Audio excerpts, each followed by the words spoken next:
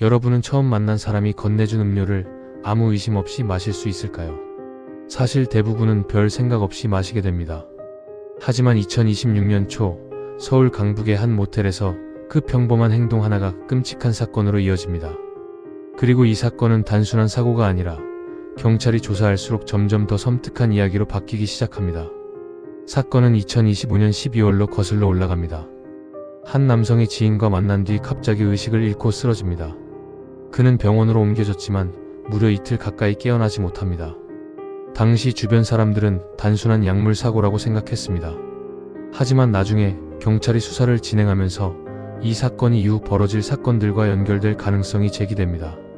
그리고 몇 주 뒤 서울 강북구의 한 모텔. 늦은 밤 한 남성이 여성과 함께 객실에 들어갑니다. 평범한 만남처럼 보였습니다. 둘은 술을 마시며 이야기를 나눕니다. 그리고 잠시 뒤 여성은 음료를 하나 건넵니다. 남성은 아무 의심 없이 그 음료를 마십니다. 하지만 얼마 지나지 않아 남성의 몸에 이상이 나타나기 시작합니다. 말이 점점 느려지고 눈이 풀리기 시작합니다. 그리고 결국 그대로 침대 위에서 의식을 잃습니다. 다음날 그 남성은 숨진 채 발견됩니다. 처음에는 단순한 약물 사고로 보였습니다. 하지만 경찰은 피해자의 체내에서 수면제 성분을 발견합니다. 그런데 문제는 여기서 끝나지 않았습니다. 불과 며칠 뒤 또 다른 모텔에서 비슷한 사건이 발생합니다. 이번에도 피해자는 남성이었습니다. 그리고 역시 한 여성과 함께 있었던 것으로 확인됩니다. 이번 피해자 역시 갑자기 의식을 잃고 쓰러졌고 결국 숨지고 맙니다. 짧은 시간 동안 같은 방식의 사망사건이 두 번이나 발생하자 경찰은 이상함을 느끼기 시작합니다. 그래서 피해자들의 마지막 동선을 하나씩 추적하기 시작합니다. CCTV 숙박기록, 휴대전화 위치, 모든 단서를 모으기 시작합니다. 그리고 수사가 진행될수록 한 인물이 계속 등장합니다. 바로 피해자들과 마지막으로 함께 있었던 한 여성입니다. 경찰이 확보한 CCTV 영상에는 그녀가 편의점에서 음료를 사는 모습이 찍혀 있었습니다. 그리고 그 음료를 객실로 들고 들어가는 장면도 확인됩니다. 경찰은 해당 음료를 분석합니다. 그리고 그 안에서 수면제 성분이 발견됩니다.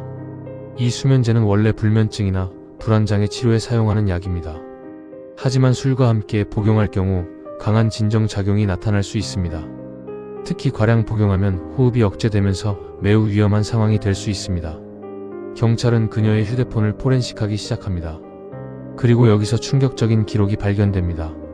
휴대폰 검색 기록에는 이런 문장이 남아 있었습니다. 수면제 과다 복용하면 어떻게 되는지, 수면제를 술과 함께 먹으면 죽을 수 있는지. 이 기록은 수사 방향을 완전히 바꿔놓습니다. 경찰은 단순한 실수가 아니라 의도적인 범행 가능성을 의심하기 시작합니다.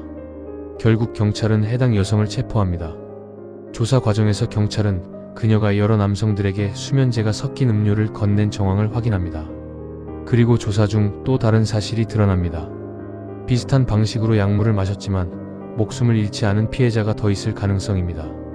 다행히 일부 피해자는 살아남았지만 2명의 남성은 결국 목숨을 잃었습니다.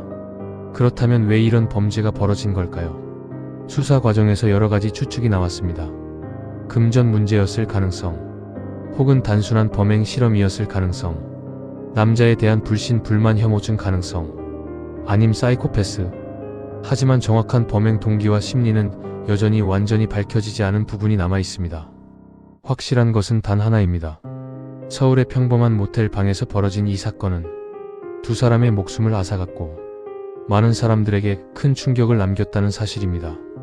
그리고 이 사건은 우리에게 한 가지 질문을 던집니다. 우리는 과연 낯선 사람을 얼마나 쉽게 믿고 있는 걸까요? 아무 생각 없이 마신 음료 한 잔이 어떤 결과를 가져올지 우리는 정말 알고 있을까요? 이야기가 마음에 드신다면 구독과 좋아요는 다음 이야기를 만드는 데 큰 힘이 됩니다.